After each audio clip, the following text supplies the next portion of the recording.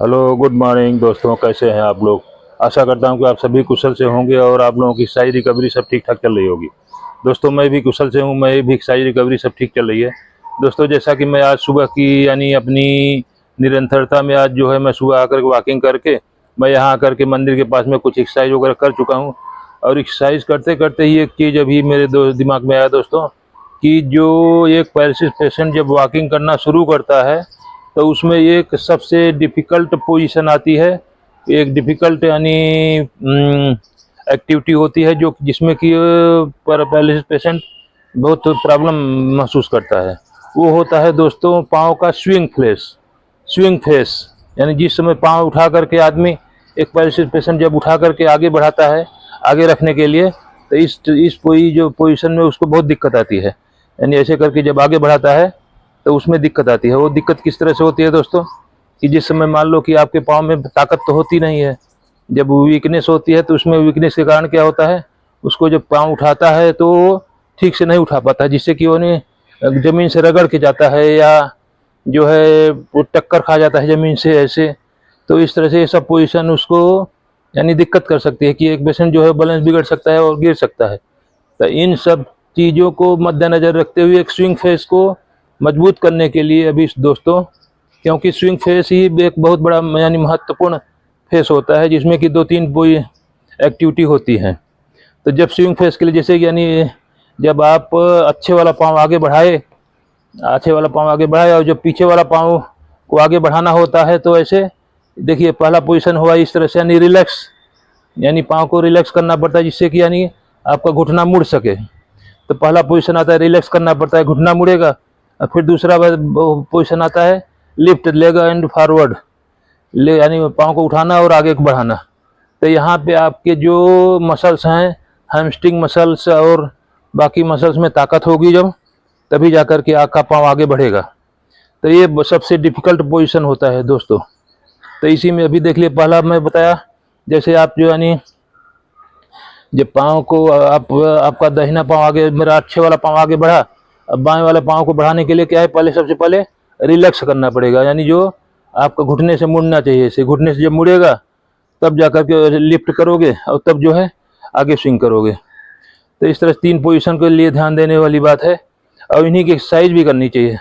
तो अभी तो मैं एक बार बता करके मैं फिर इसी की एक्सरसाइज के बारे में भी बताऊँगा।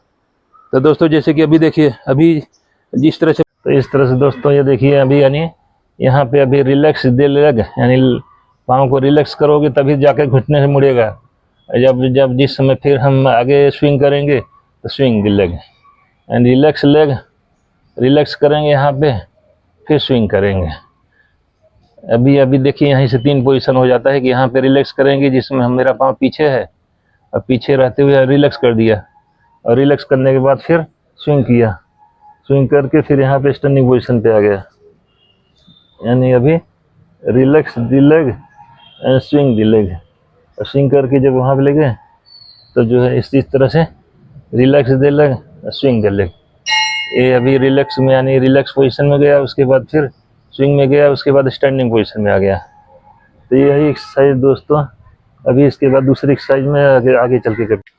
अभी इस तरह से दोस्तों अगली एक्सरसाइज के लिए से किसी ऊंची जगह पे ऐसे स्टेप रखते, जो हमारा सही वाला पाँव है इसको किसी ऊंची वाली जगह पे ऐसे रख करके और जो है इफेक्टेड पाँव जो है उसको स्विंग करने की प्रैक्टिस करनी चाहिए। क्योंकि स्विंग करने के लिए आपको अपनी हैमस्ट्रिंग से ताकत लगा के तभी आगे ले जाना पड़ेगा। अभी तो मैंने पहले वो एक्सरसाइज में बताया कि यानी किस तरह से रिलैक्स करते हैं और किस तरह से स्विंग करते हैं, लेट करके वो एक्सरसाइज किया था। अभी इसमें क्या है कि आप ऐसे किसी ऊंची जगह पे ऐसे एक जो सही वाला पाँव उसको ऊपर रख करके और जो इफेक्टेड पाँव है इसको एक बार पीछे ले जाओ, एक बार आगे स्विंग करो।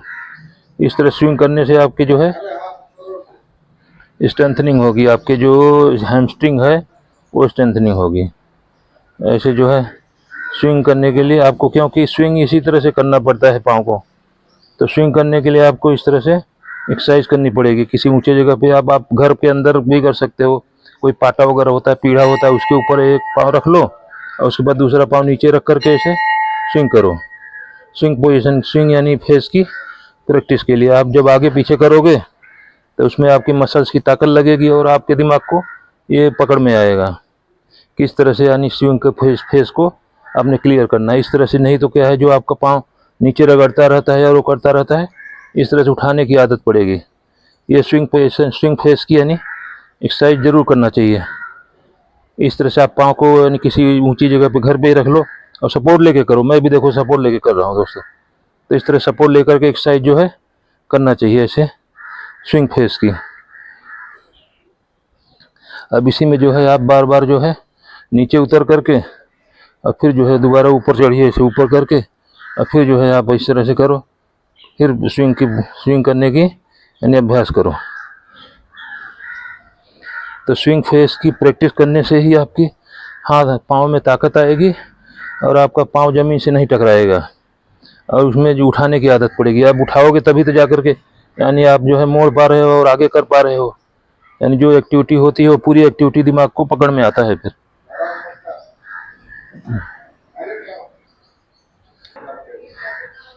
अभी तीसरी एक्सरसाइज के लिए दोस्तों देखिए क्या है कि आप जो है यहीं पे आप जो है पाँव को, जैसे मैं चलते समय पाँव पीछे रहता है, यहाँ से हर पोजीशन का यानी एक्शन करना है। आप रिलैक्स करो, रिलैक्स करके फिर आगे ले जाओ, स्विंग फेस आ गया, फिर तीसरा यानी ये स्टैंडिंग फेस में आ गया। तो इस तरह से फिर पोजीशन पे जो पीछे वाले पोजीशन पे जो यहाँ से यानी ये relax the leg, swing the leg, stamp. अभी यानी तीनों पोजीशन का प्रैक्टिस करना चाहिए। Relax the leg, swing the leg, stamp. यानी यहाँ पे रिलैक्स करेंगे जब, तभी जाकर घुटना मुड़ेगा। Relax the leg, swing the leg, stamp. यानी अभी जो है relax the leg, swing the leg, stamp. Stamp करते समय आपका एड़ी पड़ना चाहिए नीचे। यानी अभी देखिए, यानी यहाँ से अभी रिलैक्स द लेग, यानी रिलैक्स जैसे किया, रिलैक्स करने पर क्या है आपका पाँव जो है यानी घुटने से रिलैक्स हुआ, जिससे कि आप उठा सकते हो। फिर लिफ्ट लेग और फिर स्विंग द लेग, फिर स्टैम्प। यानी 4 पोजीशन हुई, relax the leg, lift the leg, swing the leg, stamp. यानी चारों पोजीशन को अलग अलग प्रैक्टिस करना चाहिए। यानी अभी देखिए रिलैक्स द लेग, यानी रिलैक्स लेग करोगे तो आपके घुटने से यानी रिलैक्स हो जाएगा। लिफ्ट द लेग, फिर उसके बाद स्विंग द लेग, फिर स्टैम्प। इस तरह से आप आगे बढ़ोगे और फिर जैसे इस पर आओगे उस तरह से फिर अगला पाँव आगे आ जाएगा। यानी अभी देखिए पोजीशन, चारों पोजीशन का, यानी रिलैक्स द लेग, रिलैक्स करोगे तो आप घुटने से यानी रिलैक्स कर दिया, आप मुड़ गया। उसके बाद लिफ्ट द लेग, उसके बाद स्विंग द लेग, स्टैम्प। यानी इन चारों पोजीशन का अभ्यास करके और आप इसी को चलते समय वॉकिंग में आप जो है इसको इस्तेमाल करो। यानी रिलैक्स द लेग, यानी जैसे ही आप वॉक करोगे, रिलैक्स करोगे तो आपको घुटने से यानी मुड़ जाएगा। फिर लिफ्ट द लेग, फिर स्विंग द लेग, फिर स्टैम्प। यानी ये 4 पोजीशन होती हैं जो कि एक आदमी जब स्विंग पोजीशन से स्विंग पोजीशन को पार करता है, इससे आपकी जो, इसमें कई बाधाएं भी आती हैं कि आपका पाँव स्पास्टिसिटी के कारण स्टिफ रहेगा। इस कारण से आपको लिफ्ट करने में और रिलैक्स करने में दिक्कत हो सकती है, लेकिन अभ्यास करने से आपको इसमें। इस तरह से दोस्तों आज की एक्सरसाइज, यानी जो वॉकिंग में स्विंग फेस की पोजीशन होती है, उस चीज़ की एक्सरसाइज अभी यहीं पे मैं फिनिश करना चाहता हूँ। दोस्तों ज़रूर इसको फॉलो कीजिए।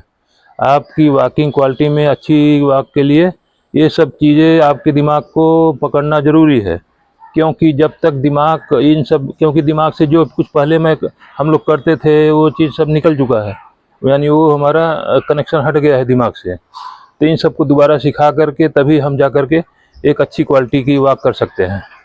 तो वही ये सब प्रॉब्लम रहती है। मैं किसी फिजियोथेरापिस्ट से ही मैं ये सब सीख करके मैं कर रहा हूँ और जो है इसका वीडियो बना रहा हूँ।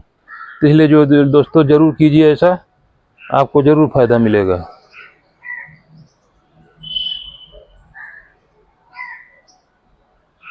तो थैंक यू दोस्तों, मिलते हैं अगले वीडियो में।